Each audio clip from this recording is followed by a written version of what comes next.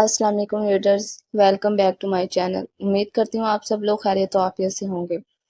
आज की किस्त में माहिरा और हमीम सिकंदर खान के माजी के चंद राज खुलने वाले हैं, इसीलिए इस किस्त को आखिर तक ज़रूर देखिएगा। चलें कहानी शुरू करते हैं। उलझी डोरे, अज कलम, कायनात आमना। किस्त नंबर 13। तकरीबन 3 घंटे बाद माहिरा को होश आया तो इसने सबसे पहले ही महसूस किया कि कमरे में गैर मामूली खामोशी है। आंखें आहिस्ता से खुली तो देखा सब लोग इसके बिस्तर के इर्द गिर्द मौजूद थे। अब कैसा महसूस कर रही हो बेटा?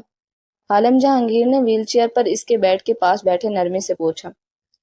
माहिरा आहिस्ते से सीधी होकर बेड के पिछले हिस्से से टेक लगा गई।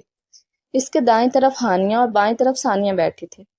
इसने उलझी हुई आवाज में पूछा, मुझे हुआ क्या था? और पेशानी को दबाते हुए आंखें मींच ली, जैसे दर्द दिमाग के हर कोने में धड़क रहा हो।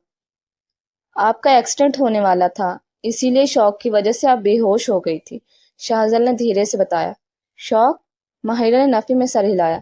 नहीं, इतनी सी बात पर मैं बेहोश नहीं हो सकती। इतनी सी बात? आपका एक्सीडेंट होने वाला था, शाहजल ने परेशान लहजे में दोहराया। माहिरा की आवाज में झुंझलाहट उतर आई। लिसन मैन, मैं मामूली से कार एक्सीडेंट की वजह से शौक में नहीं जा सकती। इससे भी बड़े बड़े हादसात मेरे साथ हो चुके हैं। ये शौक नहीं था, शाहवेज ने संजीदगी से कहा।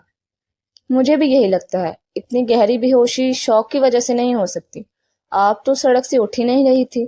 हम सब चीख रहे थे कि गाड़ी आ रही है, उठ जाओ, लेकिन आप पर तो कोई असर ही नहीं हो रहा था। ये सुनते ही शामिर की रीढ़ की हड्डी में एक अजीब सी सनसनाहट दौड़ गई। माहिरा ने सर पर हाथ रखते हुए आंखें बंद कर ली, जैसे याद करने की कोशिश कर रही हो। मैंने उठने की बहुत कोशिश की थी, लेकिन उठ ही नहीं पा रही थी। बार बार आंखों के सामने अंधेरा छा जाता, जैसे पूरा जिस्म मफलूज हो गया हो। और ये सब शौक की वजह से नहीं था। ऐसा लग रहा था जैसे इसने जुमला अधूरा छोड़ा तो शावेज फौरन झुककर पूछने लगा, जैसे? आह! अचानक सर में उठने वाले शदीद टीस से वो करा उठी। अपिया प्लीज, अभी आप कोई स्ट्रेस ना लें, आराम करें, ये सब बाद में सोच लेंगे, हानिया ने फिक्रमंदी से कहा। मुझे बचाया किसने? माहिरा ने बेड से टेक लगाते हुए पूछा। वन एंड ओनली ब्रो ने, बिल्कुल हीरो की तरह आपको बचाया, हानिया ने मुस्कुराते हुए बताया। ये सुनते ही शामिर ने फखर से गर्दन अकड़ाई, मगर अगला जुमला सुनकर इसके तन बदन में आग लग गई। थैंक यू शावेज, माहिरा ने मशकूर नजरों से शावेज को देखा। इससे किस खुशी में शुक्रिया कह रही हो? बचाया मैंने, शुक्रिया इंजन आपका, शामिर ने तड़क कर कहा। तुमने बचाया? माहिरा ने हैरत से पूछा। जी बिल्कुल मोहतरमा, आपको हीरो की तरह बचाने वाला मैं था, शामिर ने फखर से स्टाइल में कॉलर खड़े किए। अनबिलीवेबल, माहिरा ने शौक से कहा। तुम्हें तुम्हें तो बचाना ही नहीं चाहिए था। अच्छा होता वो गाड़ी तुम्हें टक्कर मार देती, तुम्हारी 2-4 हड्डियां टूट जाती और तुम अस्पताल में पट्टियों में लिपटी होती तो तुम्हें पता चलता, शामिर जिद होते हुए बोला। इसका गुस्सा 7वें आसमान पर जा पहुंचा था। इसे कहते हैं नेकी गले पड़ना। ब्रो प्लीज अपिया के बारे में इस तरह मत बोले, हानिया ने फौरन बीच में टोका। अगर तुम ना आते तो कोई और आ जाता। अल्लाह अल्लाह ताला ने जब अपने बंदे को बचाना होता है तो वो कोई ना कोई वसीला भेज ही देता है, माहिरा ने पुरयकीन लहजे में कहा। शामिर मुंह बसोरते हुए दूसरी जानिब रुख मोड़ कर बैठ गया। वैसे वो लड़का कौन था? शावेज ने सवालिया नजरों से माहिरा को देखा। हैमी? हमीर सिकंदर खान, मेरी जान, मेरा भाई। माहिरा के चेहरे पर दर्द के बीच एक दिलकश मुस्कुराहट उभरी। सतेला भाई, राइट? शामिर ने तंज किया। माहिरा ने इसे गुस्से से घूरा, मगर वो बाज ना आया। तुम्हारे देखने के अंदाज से लग रहा है कि मैं सच बोल रहा हूँ, और तुम्हारे इस भाई के रूड बिहेवियर से पता चला कि वो तुम्हारा सौतेला भाई है। शामिर इस्तेहजाई अंदाज में मुस्कुराकर माहिरा की तरफ देख रहा था। सगे या सौतेले से रिश्ते पर कोई फर्क नहीं पड़ता, माहिरा ने तल्ख लहजे में कहा। पड़ता तो है, शामिर ने शाने उचकाए। माहिरा ने तंजिया मुस्कुराहट के साथ जवाब दिया। हाँ, जितना फर्क तुम्हारे और हानिया के रिश्ते में है, क्योंकि मैंने तो तुम्हें हानिया से भी इतना ही अनजान देखा है जितना तुम सानिया से रहते हो। रिश्ते एहसास से बनते हैं, और चूंकि तुम्हारे अंदर ये खूबी मौजूद ही नहीं, इसीलिए तुम नहीं समझ सकते। या राइट, शामिर ने लापरवाही से आंखें घुमाई। जी हाँ, क्योंकि हर किसी के दिल में तुम सब की तरह अपनों के लिए नफरत नहीं भरी होती। माहिरा ने तेज निगाहों से सबकी तरफ देखा। शावेज ने फिर पूछा, लेकिन अगर वो तुमसे इतनी मोहब्बत करता है तो आज इसका रवैया तुम्हारे साथ इतना बुरा क्यों था? माहिरा का लहजा नरम पड़ गया। बस वो नाराज है मुझसे, हमारा झगड़ा हुआ था, गलती मेरी थी और मैंने माफी नहीं मांगी। وہ سب کے سامنے اس کی حمایت کر رہی تھی۔ جو بھی ہو، اسی سڑک پر سب کے سامنے آپ سے اس طرح بات نہیں کرنی چاہیے تھی۔ آپ سے چھوٹا تھا، اسی بات کا لحاظ کر لیتا۔ شاویز نے سخت لہجے میں اپنی رائے دی۔ مجھے آرام کرنا ہے، آپ سب مجھے اکیلا چھوڑ دیں، ماہرہ نے آہستہ سے کہا۔ وہ اپنے رشتوں پر کسی کا تبصرہ برداشت نہیں کر سکتی تھی۔ سب لوگ کمرے سے نکل گئے سوائے ہانیہ کے۔ Please Hania, leave me alone. Hania خاموشی سے اٹھ کر باہر چلی گئی۔ کمرے میں تنہا بیڈ سے ٹیک لگائے ماہرہ چھت کو گھورتی رہی۔ آنکھوں میں نمی تیرنے لگی۔ دل نے آہستہ سے سرگوشی کی۔ تم نے کہا تھا ہیمی، تم ہمیشہ مجھ سے محبت کرو گے، پھر آج تمہارے لہجے میں اتنی بے اعتنائی کیوں تھی؟ سوچوں کہ یہ ڈور اسے کئی سال پیچھے لے گئی۔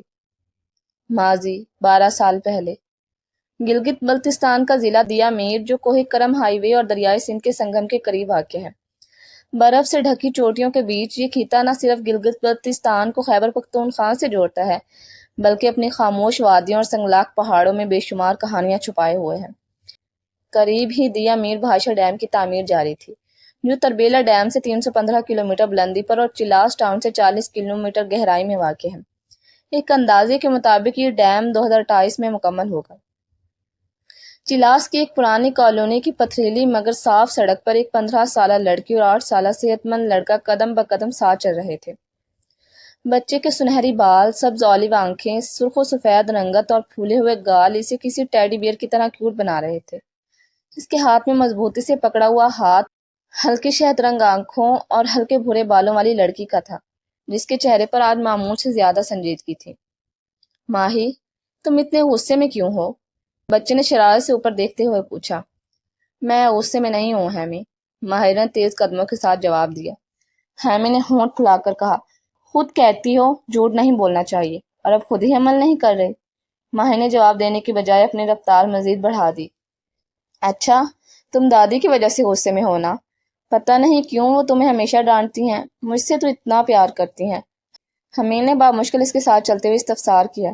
وہ اپنے فربیہ مائل وزن کے ساتھ ہانپنے لگا تھا۔ کیونکہ تم ہو ہی اتنے پیارے کہ کوئی خود کو روک ہی نہیں سکتا۔ ماہر نے ہنس کر رکتے ہوئے محبت سے اس کے گال کھینچے۔ تم بھی تو پیاری ہو۔ ہیمی ماہرہ کی تعریف پر جھیم گیا۔ پر تمہارے جتنے نہیں، ماہرہ نے اسے شرماتے دیکھ کر مسکرا کر کہا۔ ابھی وہ اپنے گھر سے تھوڑے ہی فاصلے پر تھے کہ سڑک کنارے کھڑے چند اوباش لڑکوں نے ماہی کو دیکھتے ہوئے سیٹی بجا دی۔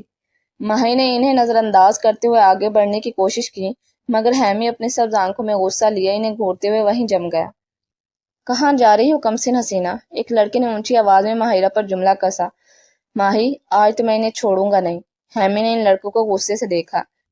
نو ہیمی، بس چپ چاپ چلو، گھر آنے والا ہے۔ ماہرہ نے اس کا ہاتھ مضبوطی سے پکڑ لیا، لیکن اگلے ہی لمحے ایک لڑکا سامنے آ کھڑا ہوا۔ ماہی کو اپنے قدم روکنے پڑے۔ تھوڑا ہم سے بھی بات کر لو ظالم لڑکی، دیدار کروا کر یوں ترسا کر نہ جایا کرو۔ ماہی نے مضبوط لہجہ اپناتے ہوئے کہا۔ میرا راستہ چھوڑو، مگر اندر سے وہ ڈر کے مارے ہیمی کے ہاتھ پر گرفت اور سخت کر چکے تھے۔ کیسے چھوڑ دیں؟